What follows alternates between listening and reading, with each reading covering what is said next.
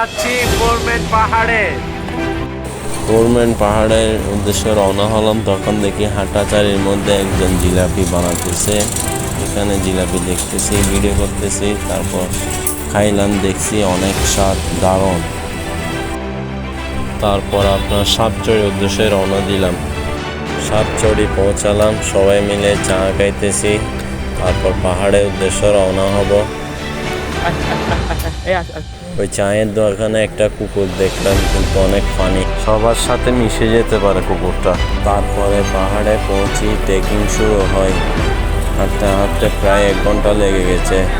মূল পয়েন্টে যেতে আপনার 3টা বাজে উঠছি, 4টা 15 পৌঁছেছি। অবশেষে আর্মি ক্যাম্পে পৌঁছেছি। তারপর সকাল হলো, সবাই বিয়ে দেখার জন্য চলে যায়, মেঘ দেখার জন্য চলে যায়। আর আর্মি ক্যাম্প হেলিপ্যাড যাওয়ার সময় 5টায় করে, 5টায় আগে যেতে দেয় না। সবাই মেঘের সৌন্দর্য দেখতে চায়। সকালে সানসেটটা আপনার অসাধারণ দেখতে। এরকম সৌন্দর্য আমার জীবনের প্রথম দেখা। প্রত্যেকে যে চলে আসে মেঘ, আল্লাহ তাআলার সৃষ্টি অপরূপ সৌন্দর্য।